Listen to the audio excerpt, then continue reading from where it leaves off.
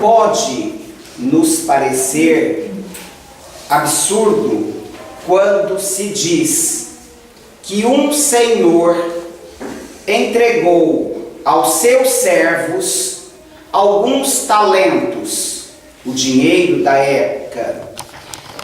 Ao primeiro entregou 5 talentos, ao segundo 2 e ao terceiro 1.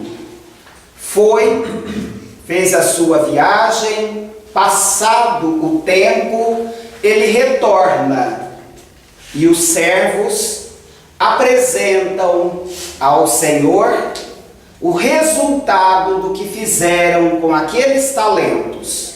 O primeiro entrega ao Senhor os 5 que recebera e mais 5 que ele lucrara. O segundo devolve os 2 e mais 2 que ele igualmente conseguira com o seu trabalho. O terceiro chega ao Senhor e diz: Senhor, sei que colhes onde não semeaste, sei que recolhes daquilo que não espalhaste, mas, sentindo medo, enterrei o talento, e agora só posso lhe apresentar 1 talento, o que o Senhor me concedeu quando da sua partida. Parece absurda, parece ilógica se nós interpretarmos ao pé da letra. Porém, a parábola dos talentos, quem é o Senhor? É Deus. Quem são os servos? É a humanidade, somos nós. Cada um de nós é um servo do Senhor. Os talentos, na realidade, corresponde a tudo o que nós já conquistamos através das muitas reencarnações pelas quais já passamos. Então, aquele que recebeu 5 talentos, ele não recebeu dinheiro. É uma linguagem simbólica, figurada, para que possamos entender como talento os recursos de uma forma geral, os bens de uma maneira geral, de tudo aquilo que nós já conquistamos. Então pode ser como talento a inteligência que o espírito, ao longo das suas reencarnações, foi desenvolvendo. É um talento.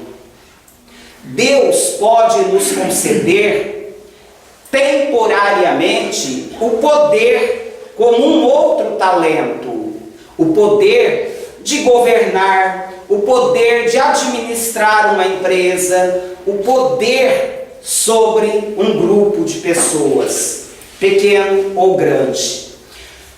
Talento pode ser a nossa saúde, o corpo físico, que é o instrumento do Espírito para a manifestação do Espírito. Então, se eu tenho a possibilidade de falar, ouvir, andar, movimentar os meus braços, são talentos que Deus me concedeu, que Deus nos agraciou com todos esses talentos para que nós os usemos para o bem. Então, se eu tenho braços perfeitos, mãos perfeitas, não é para agredir, é para abraçar, é para acariciar, é para consolar.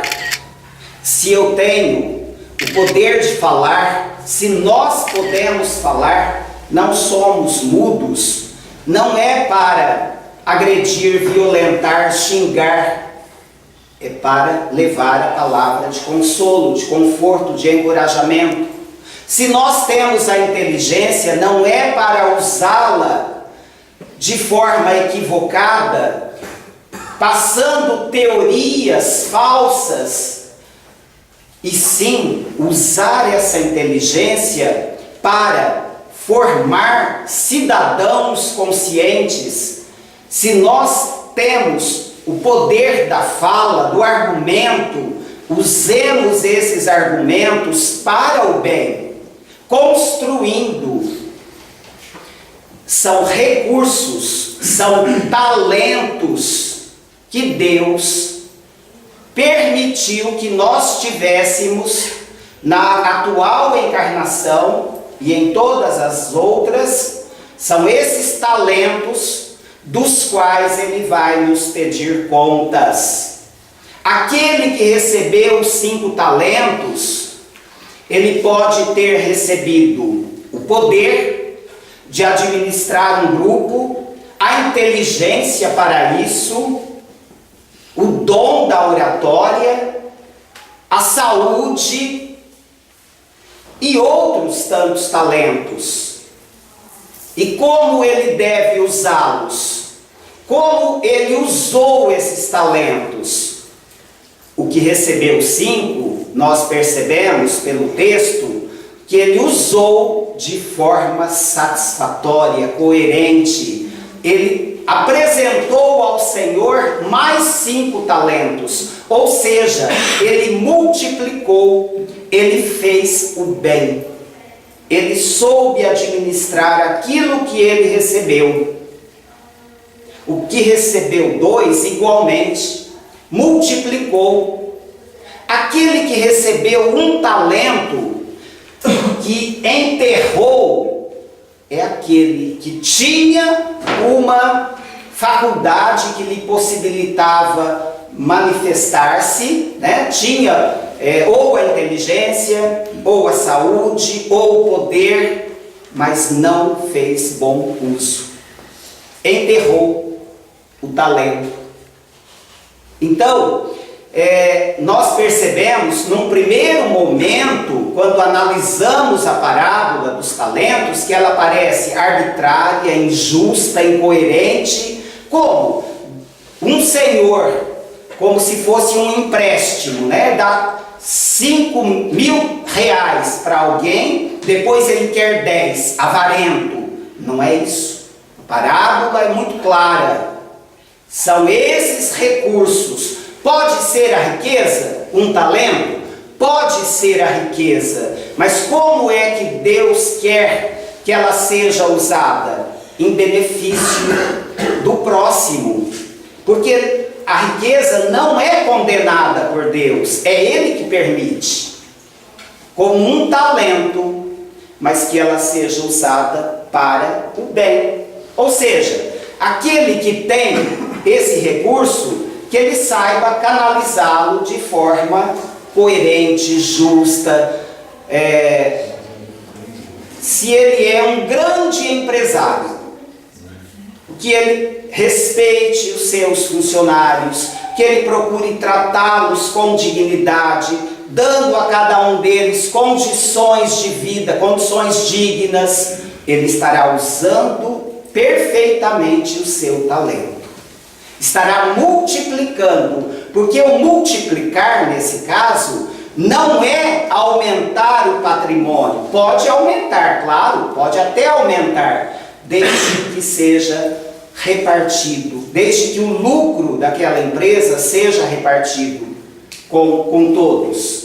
É a canalização coerente, justa desse talento. Da mesma forma, a inteligência e qualquer outro desses talentos que o Pai nos permite usar ao longo da vida. Eu posso ter a inteligência e me sentir envaidecido por possuí-la, olhar com desdém aquele que é analfabeto, olhar com desprezo, como se fosse alguém inferior, quando na realidade eu poderia usar essa inteligência para levar o conhecimento e ter a humildade de perceber que eu posso aprender com o analfabeto, porque ele tem muito a me ensinar. Isso é multiplicar o talento. É quando você, embora tendo uma certa posição na sociedade, porque a posição social não é ser, é estar. Nós não somos ricos, inteligentes, poderosos, nós estamos. Por que nós estamos? Quem tem a inteligência, quem tem o dinheiro, quem tem o poder. Por que nós estamos? Porque se eu não fizer bom uso, isso vai ser tirado. Tirado de que forma? Quando então haverá o choro e ranger de dentes. O que é isso? Não é o inferno, porque Deus é maravilhoso e nos permite aprender através da dor, mas todos nós seremos felizes um dia. Teremos sim reencarnações dolorosas, difíceis, para que possamos resgatar esses débitos. Então, se hoje eu tenho inteligência e não trato com respeito aquele meu irmãozinho que é humilde, que é analfabeto ou que aparentemente tem um retardo mental, talvez amanhã, numa outra encarnação, seja eu a ter aquela deficiência. Essa inteligência é perdida? Não, ela é tirada temporariamente. De que forma? O cérebro humano é como se fosse um instrumento. É um instrumento, porque quem pensa, quem raciocina é o espírito. Então, qual é a comparação que se faz na obra básica Kardec? Kardec nos diz, os espíritos através de Kardec, eles nos dizem que a inteligência, o cérebro, é o instrumento. O espírito é quem age. Ele compara esse cérebro e o espírito a um músico e o instrumento. O músico é o espírito. É ele quem pensa, age, toca o instrumento. O cérebro é o instrumento. Se um músico recebe um instrumento quebrado, ele tem condições de apresentar um show maravilhoso à altura do que ele é capaz? Não. Assim é o cérebro que apresenta a deficiência, para que aquele espírito seja, por ignorância da sociedade, motivo de chacota, porque a gente observa o que muitos fazem com aqueles que são desprovidos dessa inteligência, a chacota, a zombaria, e aí? Mas já pensamos que nós estamos nessa condição e amanhã, se hoje eu agrido, se hoje eu desprezo, se hoje eu pratico a chacota, talvez amanhã seja eu a sofrer tudo isso. Então, pensemos na nossa condição, como nós estamos, porque, na verdade, nós não somos o que pensamos ser. Não somos o que pensamos ser. Somos espíritos. Somos espíritos em marcha. temos um passado, as muitas reencarnações, tudo isso está arquivado, tudo isso está guardado em um porão da nossa inteligência, um porão que é o chamado inconsciente, porque o inconsciente não é só aquilo que nós não nos lembramos da atual encarnação. Tudo o que o espírito humano, tudo o que nós vivemos está guardado no inconsciente. Está esquecido, é o nosso passado. O presente é o nosso consciente. Por exemplo, eu estou aqui falando, né? Vocês estão ouvindo, eu estou pensando para falar, cada qual está fazendo uma análise do que eu falo, é o nosso presente. Além disso, nós captamos o barulho que está lá fora, se houvesse, né? Não há, mas se houvesse, nós estaríamos também percebendo tudo aquilo que nós aprendemos e que nós nos lembramos, está no nosso consciente. Então nós temos em nós o passado, lá no inconsciente, nós temos o presente, que é o nosso consciente, e temos também o futuro em nós, que é o chamado supraconsciente ou superconsciente, e que é a nossa destinação. Nós estamos destinados a aprender tudo aquilo que a vida nos permite para que nós possamos evoluir. É o nosso futuro. É tudo o que nós aprenderemos no campo da engenharia, da medicina, de todas as profissões e no campo da moralidade, tudo que nós aprenderemos e que fará parte desse nosso potencial, né? Fará parte como não mais uma possibilidade de vir a ser, mas sendo, né? Então nós temos em nós o passado, o presente e o futuro. Está tudo em nós. E tudo isso que nós temos arquivado, registrado, tudo isso é talento e que nós precisamos usar para o bem. Mas como talento?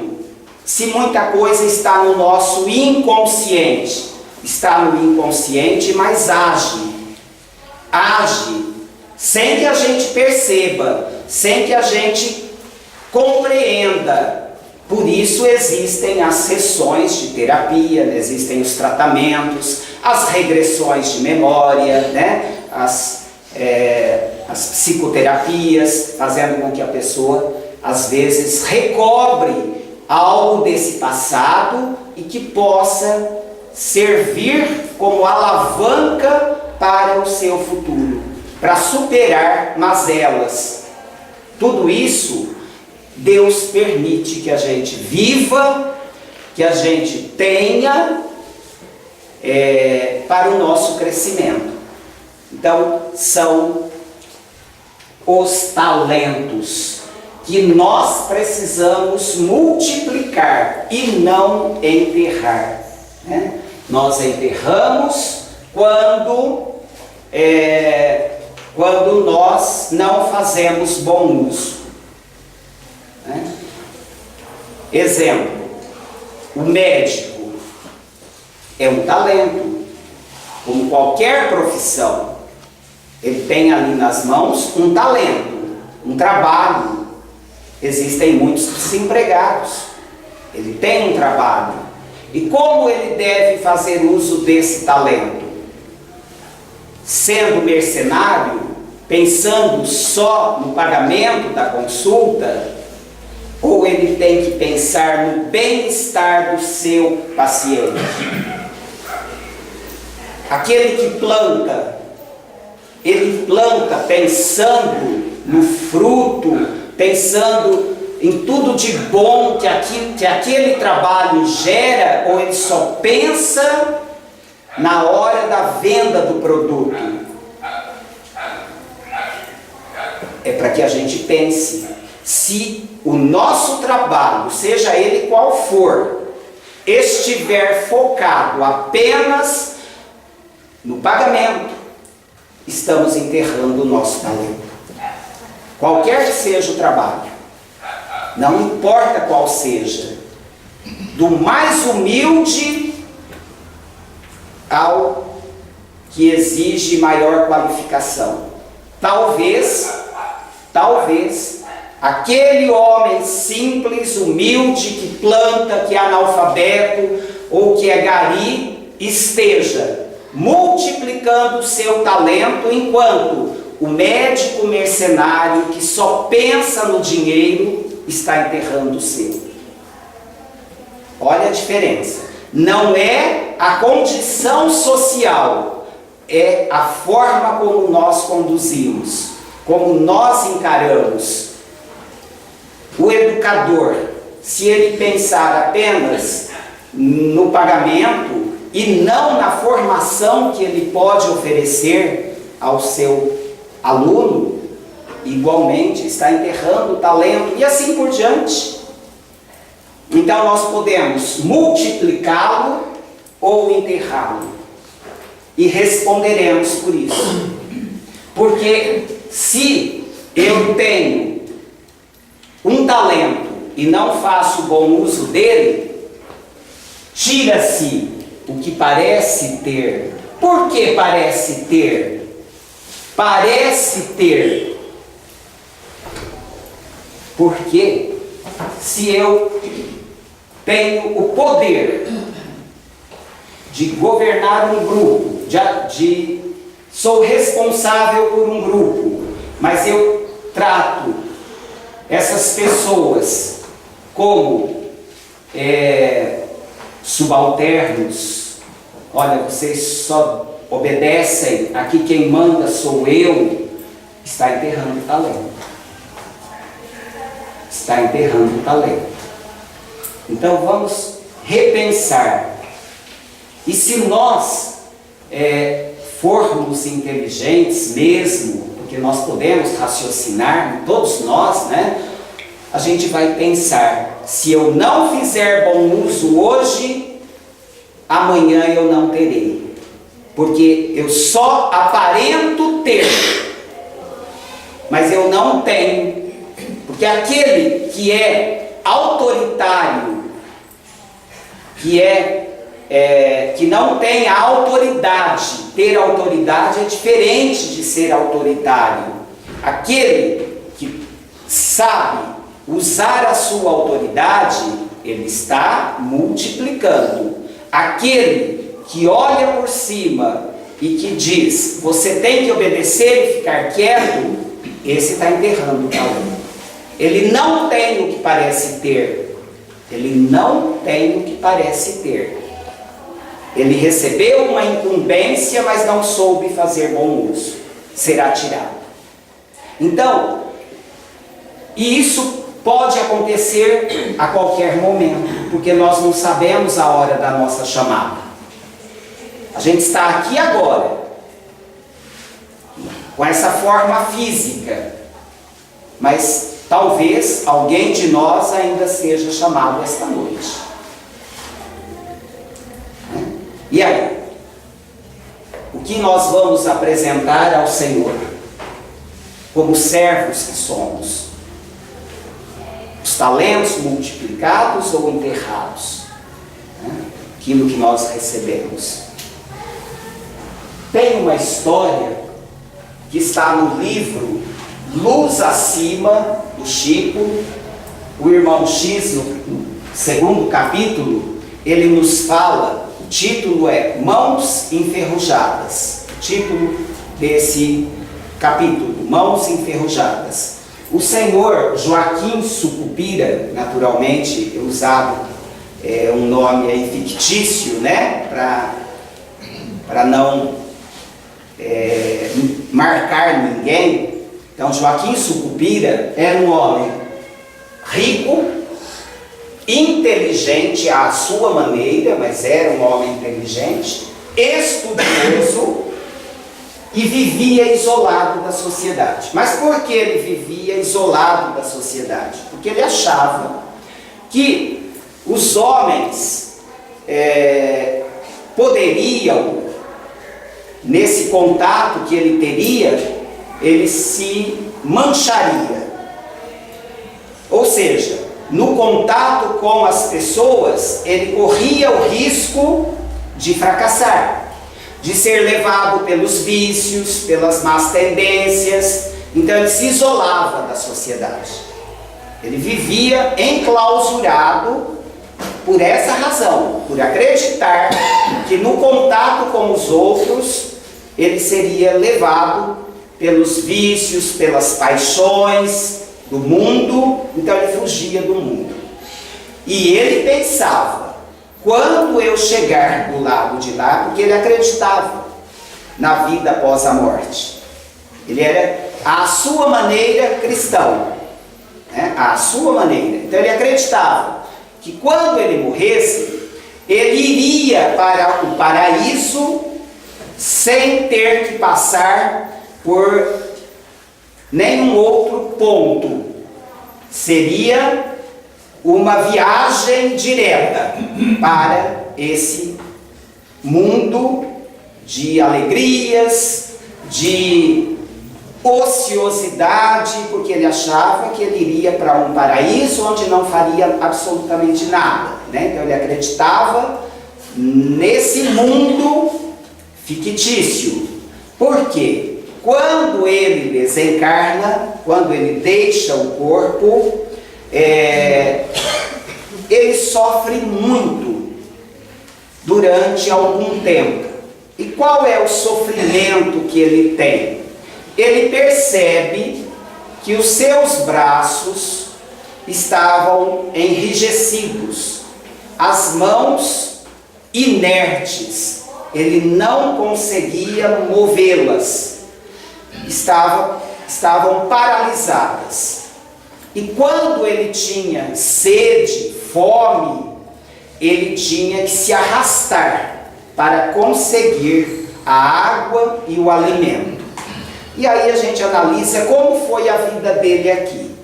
Quando ele sabia de algum parente que estava em dificuldade, ele mandava uma certa quantia para esse parente, mas não queria ser incomodado.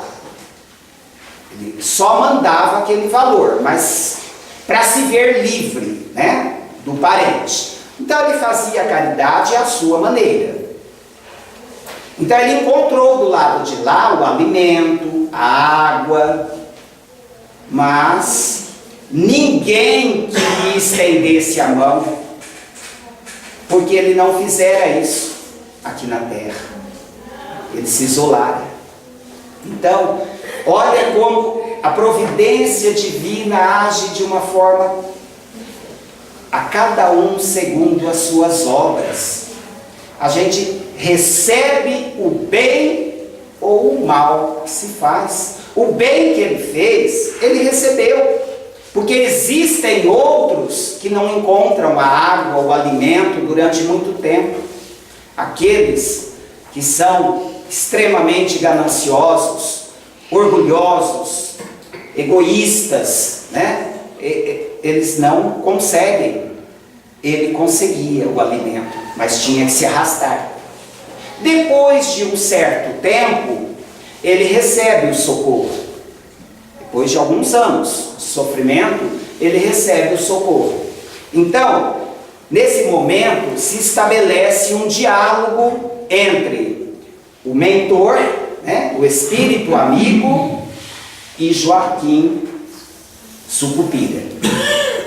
Eu vou ler algumas perguntas que foram feitas a Joaquim Sucupira por esse mentor e as respostas que ele dava.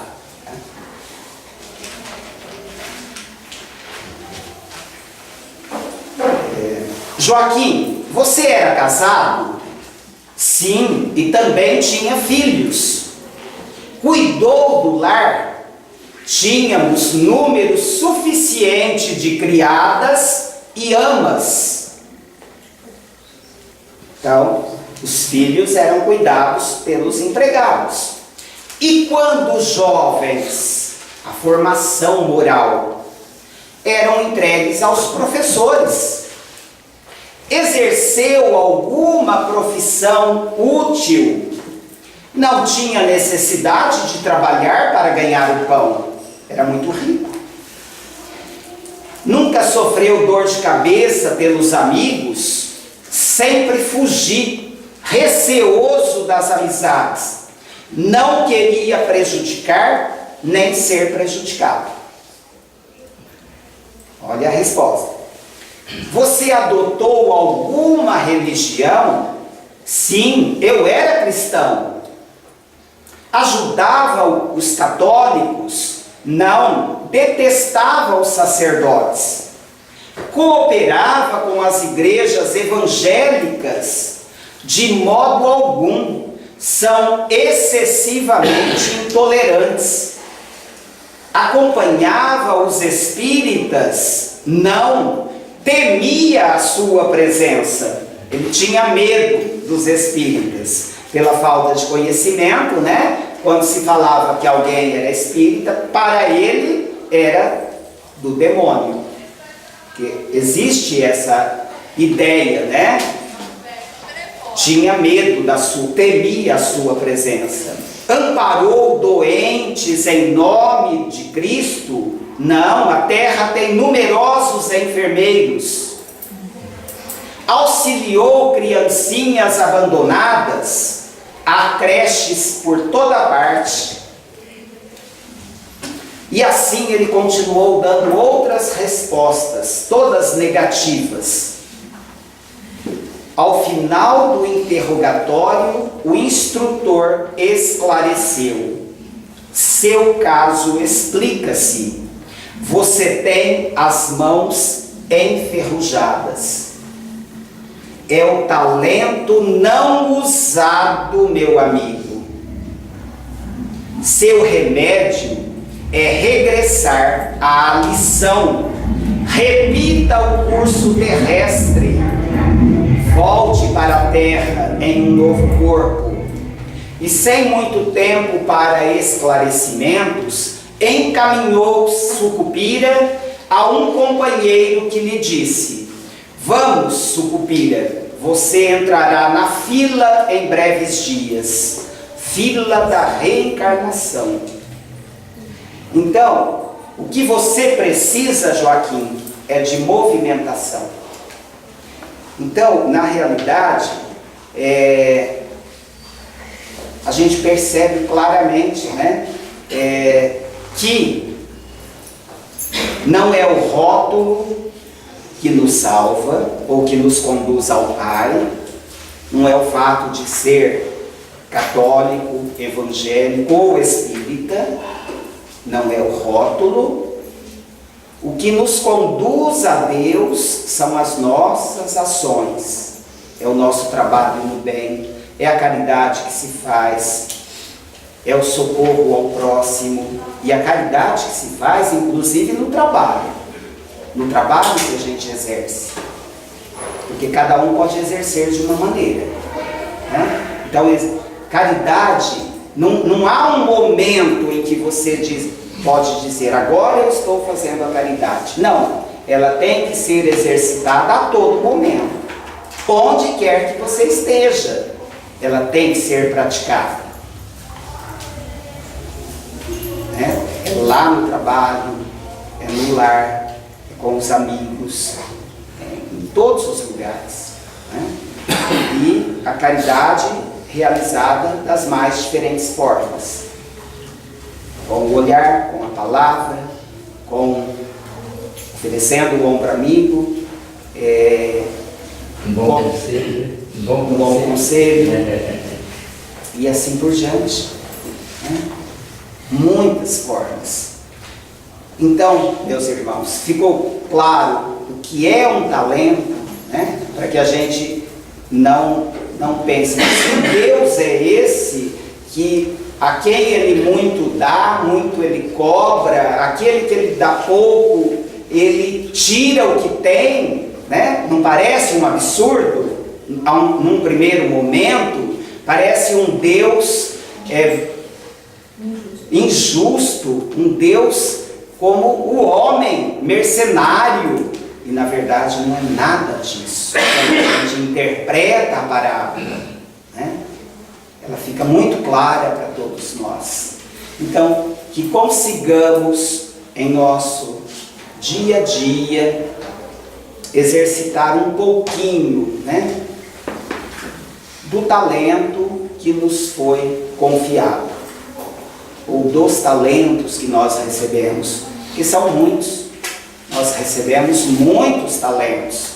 Se a gente pensar na saúde, nós enxergamos, ouvimos, falamos, andamos, movimentamos os nossos braços.